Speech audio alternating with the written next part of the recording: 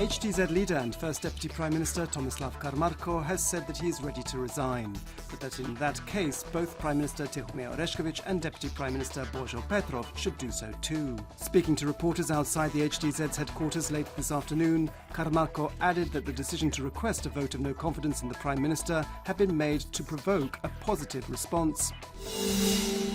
Earlier this afternoon, Deputy Prime Minister and MOST leader Božo Petrov, followed by MOST MPs and government ministers, told the press that MOST would not back efforts to topple Prime Minister Tihomir Oreshkovich and wouldn't participate in any attempt to form a new parliamentary majority.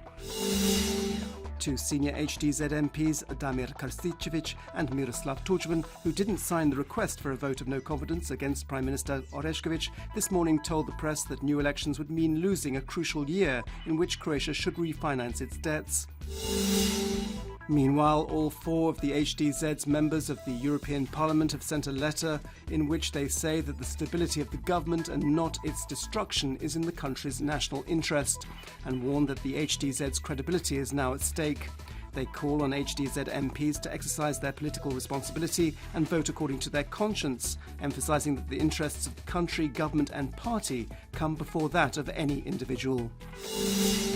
Two other senior HDZ MPs who did support the vote of no confidence are now having second thoughts. Ivan Šuker said this afternoon that the HDZ would not give in to any ultimatum, but that it was open to discussion, while Gordan Jandroković said that under these new circumstances, the party should review its request for a vote of no confidence in the Prime Minister. Parliamentary Speaker Željko Reiner this morning added the vote of no confidence to Parliament's agenda. There is now an 8-day deadline in which the government can consider it, after which Parliament has 30 days to vote on it.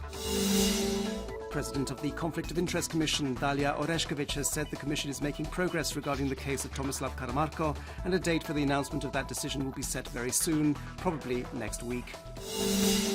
Despite the ongoing political crisis, every government minister attended this morning's cabinet session, which was led by Prime Minister Tihomir Oreshkovich. The cabinet today adopted close to 40 items, all of them unanimously, including a decision to speed up preparations for the first phase of construction of a floating LNG terminal near the island of Krk. Sport, and in football, Croatia's national squad are now in their training camp in France. The Deauville training camp was chosen while Niko Kovac was the national coach. After considering the other options, current coach Ante Čačić decided this was the best solution. Deauville is a popular tourist destination in the northwest of France, with long beaches, promenades and many historical sites. The team play their first match at 3 p.m. on Sunday in Paris against Turkey. Thursday's forecast calls for unstable weather. Eastern Croatia will see the least rain, as well as in Dalmatia and on its islands. The biggest chance of rain or rain showers will be in the west of the country. Along most of the coast, there'll be a light to moderate southeasterly Yugo wind. In the north, along the Istrian coast and on the open seas, there'll be a light to moderate northwesterly wind. Early morning temperatures of between 10 and 15 degrees Celsius inland, between 17 and 20 degrees on the coast, will give way to the day's highs of between 22 and 27 degrees, a little lower in Gorski Kotar. The next few days will be very changeable with occasional rain. Heavier downpours are possible over the weekend, especially on Saturday night and Sunday morning. A southwesterly wind, which on Saturday will be moderate to strong on Sunday, will turn to a northeasterly, bringing fresher weather. The next few days on the coast will be changeable with occasional rain in the form of rain showers accompanied by thunderstorms. On Saturday there'll be heavier rain showers, firstly on the northern coast and then elsewhere during the night and on Sunday morning.